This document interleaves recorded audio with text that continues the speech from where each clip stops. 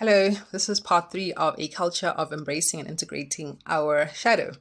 So, the subtitle of this one is The Key to Spiritual Evolution. Okay, so like I said, you have to interrogate yourself. You need to do that in solitude because, unfortunately, a lot of people in your life, when you do withdraw into solitude, are going to try bring you out of it because they can feel on a subconscious or intuitive level that you are evolving and you might leave them behind, and they don't want you to leave them behind, right? So you have to seek that solitude. Like I said, when you go to sleep, when you wake up, those are two moments when you really are alone and you can talk to God, talk to yourself, interrogate yourself, go through the things in your day that triggered you and think to yourself, why did that make me so upset? Or why did I react in such a people pleasing way to that person?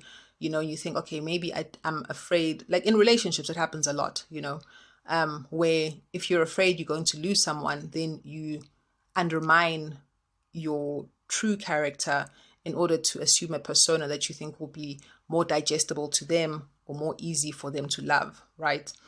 That means that in your shadow, you have a fear of rejection and abandonment. You need to deal with that. You need to embrace it. Like I said, a little kid, hey, what's wrong? What's going on here? And then you integrate it. How do you integrate your shadow? Now, integrating your shadow, this is where, you're talking about your spiritual evolution. It's when you accept, right? Like how Christ teaches us to have faith in God. You accept that if I'm in a relationship with someone who requires me to be something other than what I am in order to stay with them, then this is not the person for me. But I'm afraid of being abandoned. I'm afraid of being lonely. I'm afraid of being alone. Therefore, I need to compromise myself. No, you need to have faith that there are people in this world for you who will accept you for who you are. They will love you for who you are, and they will cherish you as you are because they see in you the beauty that this other person can't see. And in fact, you, by undermining your integrity to be in a relationship with someone, are actually performing the most painful rejection and abandonment, that you're rejecting and abandoning yourself. Now imagine how much more you're feeding the shadow side of you, how much more you are repressing yourself, right?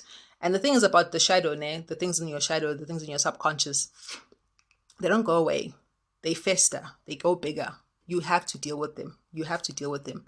A lot of people out here are like on medication, on all sorts of drugs, negative self-destructive behaviors, all because they're trying to not deal with their shadow. They're trying to shut it up. They're trying to numb it. They're trying to ignore it. They're trying to distract themselves from it. You can't. At the end of the day, you're going to have to deal with it because you are a spiritual being who is here to fulfill certain missions. You are here to evolve spiritually as a spiritual being, to get to higher levels of consciousness. Because if you look at the beings that are not of this planet, that are in other dimensions, like angels, for example, they have a very high level of consciousness, right?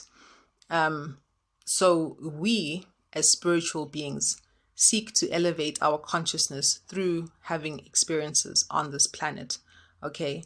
And you have to, that's why it's so important that you deal with your shadow, because that shadow will hinder you from going into a state of self-knowledge that will allow you to truly graduate from one level to the next in your spiritual evolution.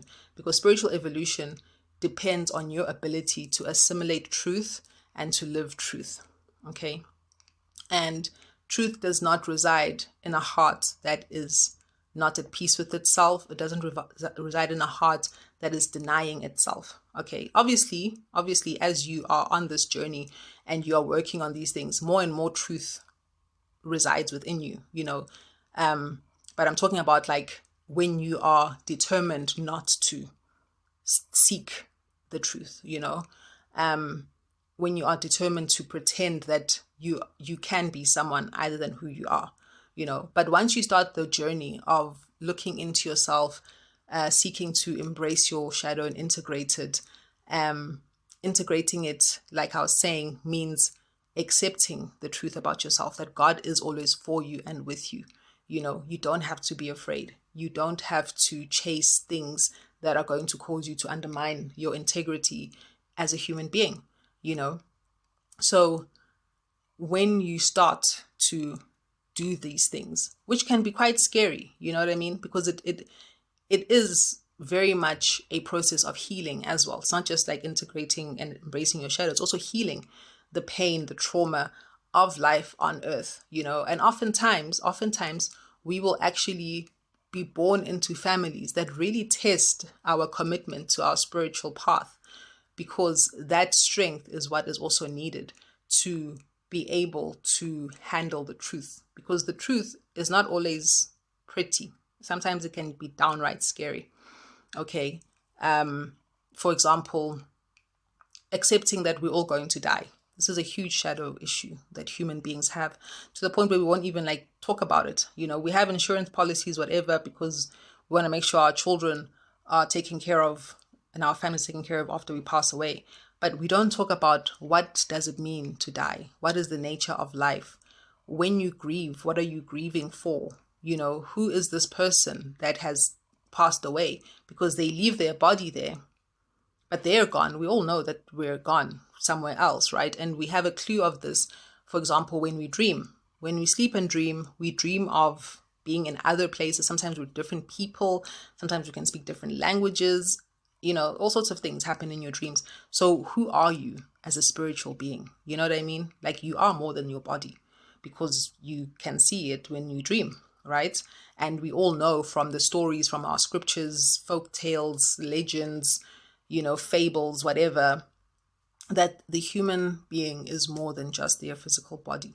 We all know that we come from somewhere, and we all know that we go somewhere when we leave this body, So fear of death is something which can also stop people from seeking the truth, because you're forced to confront the truth that we all are going to die at some point. That mortality issue is a very big one.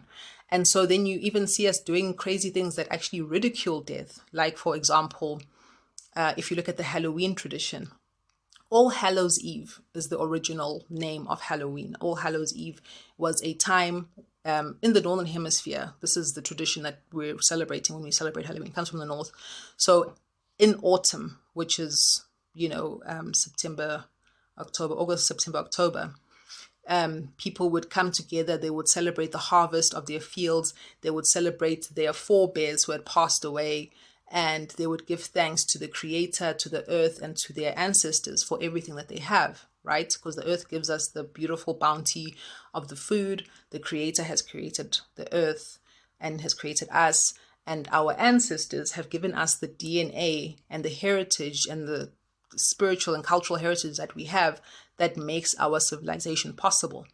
That's what that was about. And that's why you have people having the dead, because the dead were being honored and celebrated. And in some cultures, you actually have stories where there's something called the March of the Dead, where the spirits of the departed people would actually go through the streets, essentially blessing the people. So it was actually a positive thing, but for some reason has evolved into this very weird and macabre thing, and it's like we're poking fun at something which we should be treating as extremely sacred and very important to our spiritual evolution. Similarly, if you look at how people dress up as goblins and ghosts and whatever, it's like your shadow actually fears those things. But instead of actually dealing with your fear of those things in a real way and understanding what those things actually are, you want to mock them. So you're not helping yourself. And in fact, you're attracting very negative attention, because no one likes to be mocked. Do you like to be mocked? If someone mocks you, you take issue with that. Now you're mocking forces that you don't even understand. Why would you do that to yourself? You know what I'm saying? So we have to, really start to take life seriously, start to really be honest about what we believe and what we think we should be doing on this planet. And I can guarantee you that the more you do that, the easier your life will become, the simpler it will become. And then you'll also attract people to you who are on the same journey, who can support you, you can support them, and then you help each other in your spiritual evolution. Okay, thank you and bye.